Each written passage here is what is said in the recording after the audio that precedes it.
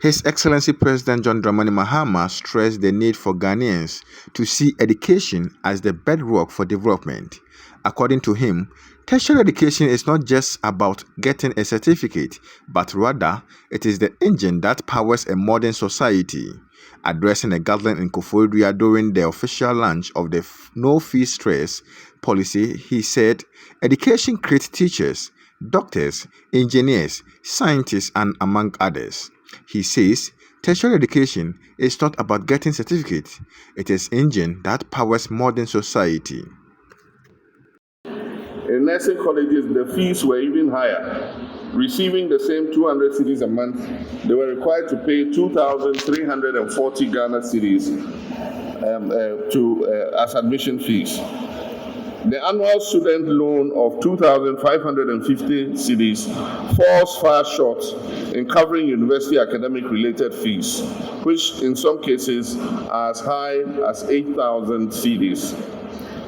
And the tragedy is that they are required to pay these fees when they have not yet had the opportunity to register for the student loan scheme. These are not just statistics. Behind each number I mentioned is a face and a dream deferred. Tertiary education is not just about a certificate, it is the engine that powers a modern society. It is the engine that creates teachers, doctors, engineers, scientists, entrepreneurs, and public servants.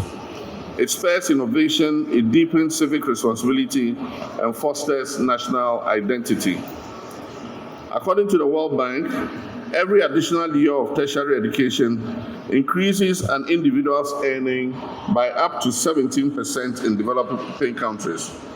And yet, according to the 2021 Population and Housing Census of Ghana, only 18% of Ghanaians aged 18 and above have completed tertiary education.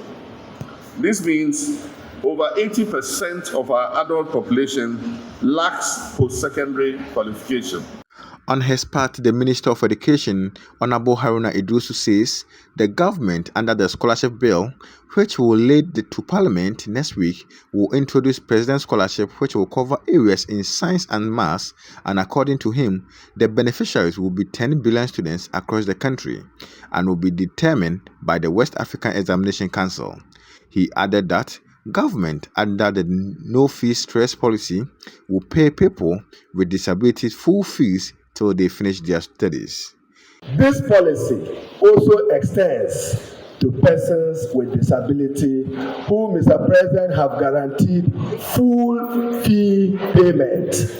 The Honorable Deputy Minister, together with the Chair of the Federation for Disabled People, are working on the roadmap for the effective take-off of the disbursement for students who are persons who are challenged. As I said, my task is an easy one, but once you have the President and the GET Fund Administrator sitting closer to him, I will conclude my introduction with one remark. Mr. President, that next year, the GET Fund will double its allocation to the Student Loan Trust from 70 million to 150 million to support students who may want to access it further. Excellency John Dramani Mahama, before I invite you to the podium, even at the white ceremony, I will next week on your behalf, in honor of one of your campaign promises, lay the Scholarship Authority Bill before Parliament to deal with the nepotism, cronyism that was associated with the award of scholarship. And in that bill, now I acknowledge the chairman of the Parliamentary Select Committee on Education, the Honorable Nochu.